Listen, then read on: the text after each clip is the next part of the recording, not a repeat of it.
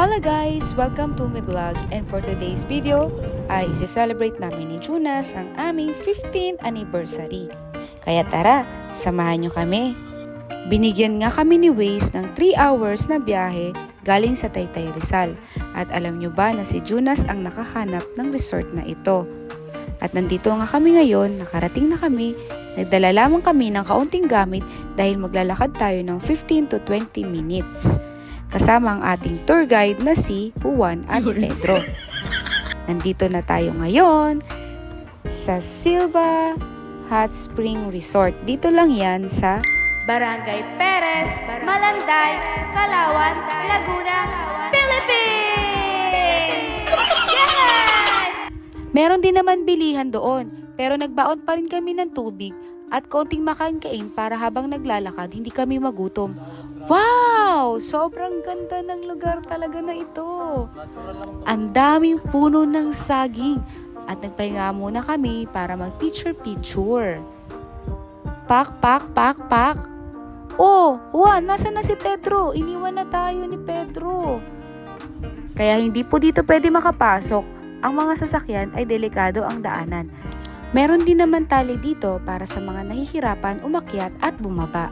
Kaya advice ko sa mga gusto pumunta dito, much better kung day tour kayo kaysa sa night tour. Kasi para mas makita nyo ang view at syempre, safety first. Nakarating na nga kami dito sa resort. Thank you so much, Juan, sa pag-guide sa amin. Much better pala kapag nagpa-reserve ka through online dahil ibibigay lang ito ng 100 pesos per head ang entrance fee. At dahil nag-walk-in kami, ibibigay ito sa amin ng 150 pesos per head. Kaya ang binayaran namin sa entrance fee is 300 pesos. At sinamahan na nga kami ni Kuya para mamili ng aming cottage. At ang napili namin ay yung worth 200 pesos lang. Dahil day tour lang kami at hindi naman masyado namin magagamit ang cottage.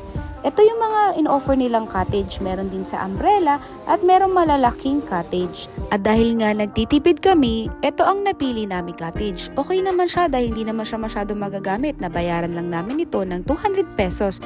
Kaya ang nabayaran namin lahat ay 500 pesos kasama ng entrance fee.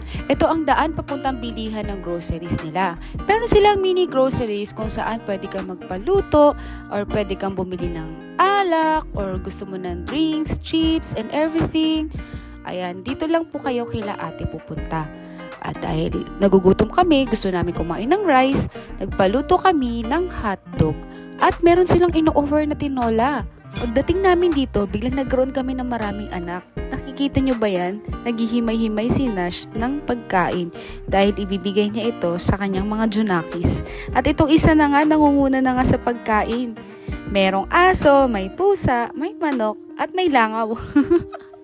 Sobrang ganda ng view namin at sobrang nakaka-relax ang ambience dito. May mga nakasabayan kaming naligo kasi for sure kapag weekends maraming tao kaya mas okay pumunta kapag weekdays. Meron din silang mini falls at doon sa taas may mini falls din. Meron silang bukal kung saan lumalabas yung mainit na tubig. Doon sa taas at meron din sa baba. At ito na nga si Nash, sobrang nag-e-enjoy mag-swimming. Napakalinaw ng tubig! At na-amaze ako sa lugar na ito. Siguradong babalik-balikan ko ito.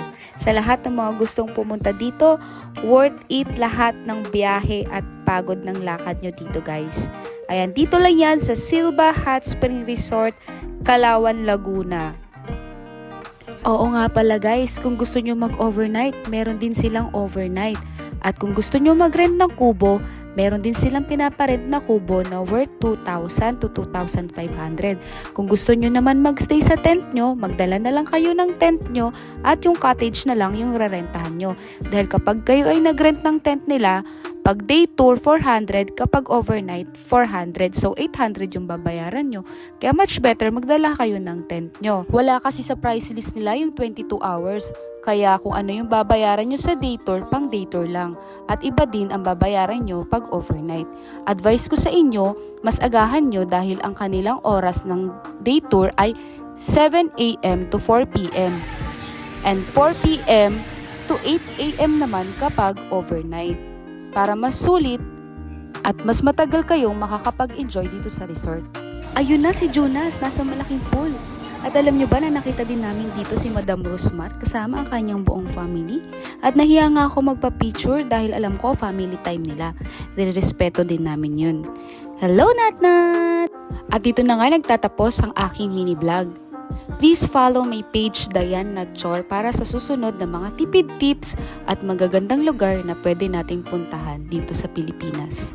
God bless and bye-bye! See you sa aking next vlog! Ay, wait. Nasaan na kaya si Jonas? Hi guys, hinahanap ko si Nashi. Nasaan na kaya yun? Ay, andito pala siya.